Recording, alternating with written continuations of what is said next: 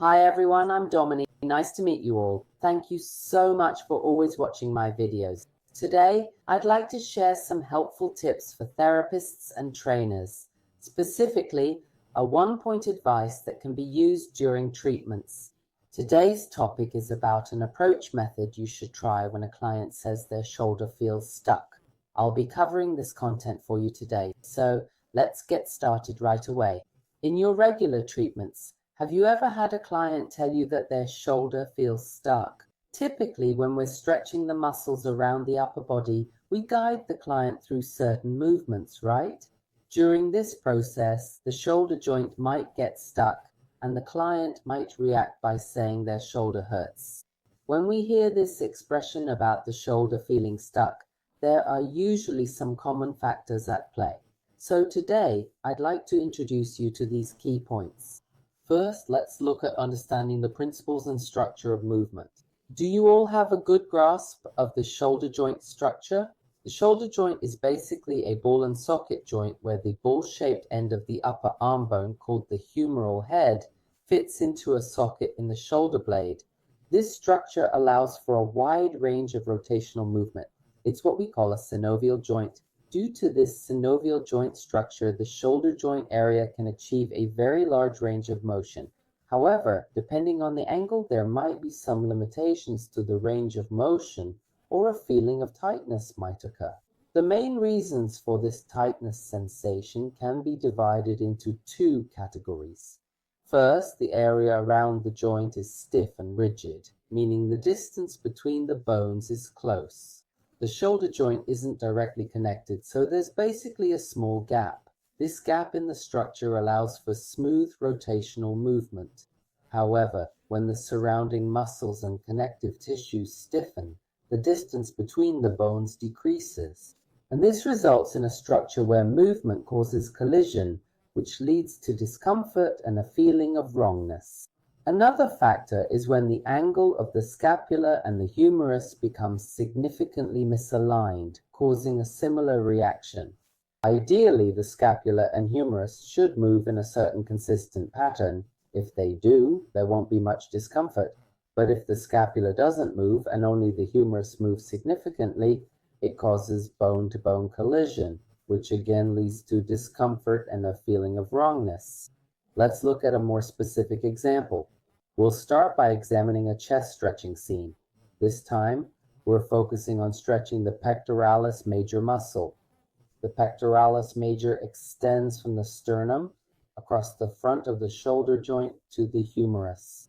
So when you pull your arm back while holding your chest still, the chest muscle stretches. In this case, the muscle is attached to the humerus, so the movement involves pulling the humerus backward. Can you see this movement now? Even though the scapula is positioned vertically, only the humerus is being pulled far back. This difference in angle is exactly what causes the collision and feeling of discomfort. Let's look at it once more. When stretching the pectoralis major or chest muscle, you want to move the humerus as far away as possible while keeping the chest fixed. However, if you pull your arm back while keeping your shoulder blade vertical, the angle between the scapula and humerus becomes significantly misaligned. This results in discomfort in the back area. If you're asking how to improve this case, basically we'll change the angle of the shoulder blades a bit. When the body is standing perpendicular to the bed, the angle of the shoulder blades also ends up being perpendicular to the bed. So we want to slightly rotate the upper body backwards, creating a shape where the entire upper body is gently opened. This causes the shoulder blades to sink in a bit, you see. When we take this position, both the shoulder blades and the upper arm bones will be at an angle. When you extend your elbows out wide, this reduces the collision at the back. The key is to maintain a certain distance between the angle of the shoulder blades and the upper arm bones while applying the stretch. Also, as I mentioned at the beginning, one of the causes of getting stuck is that the joint structures are close together. If you press down against the bed when stretching the pectoral muscles, applying pressure from above, it becomes easier for the back part to collide. The movement we're aiming for is a circular motion centered around the shoulder joint, gently pulling out the upper arm bone. If we take the approach of pulling out and then moving far away, the stress around the shoulder joint becomes significantly reduced.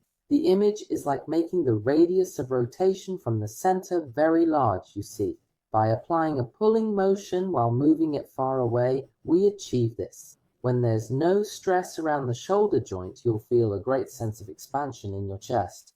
To summarize, it's important to properly control the angle between the shoulder blade and the upper arm bone. When standing, the shoulder blade is also upright, so if you try to pull your arm back from this position, you'll inevitably experience a collision at the back. Therefore, slightly open your upper body backwards, tilt the angle of your shoulder blade a bit, and then pull your upper arm bone back. This will make the angle between the shoulder blade and upper arm bone more flat, significantly reducing stress. Additionally, when you start moving, try to pull your arm as far as possible while holding it. This creates a structure where space is formed inside the joint. In other words, reactions like discomfort, collision, or discord will be minimized. Please try to approach it keeping these 2 points in mind. Let's look at another case. The next case is about the banzai posture. We'll be looking at the movement of stretching the side of the body. This movement might be easier to observe.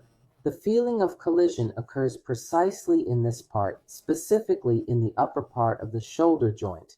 If a collision occurs here, you'll feel the discomfort of the bump before you can feel the stretch in the muscles on the side of your body. As a result, you won't be able to relax into the stretch, and you won't be able to effectively stretch the side of your body. To eliminate this collision, there are 2 key points.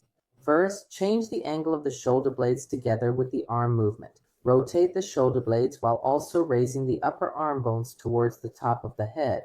If this coordination is done correctly, the angle of the shoulder blades and the angle of the upper arm bones will move at roughly equal intervals, reducing the feeling of collision. However, if the muscles around the shoulder blades are very stiff, or if the therapist's guidance is biased only towards arm movement, the shoulder blades won't move properly, and only the upper arm bones will be controlled, causing collision to occur.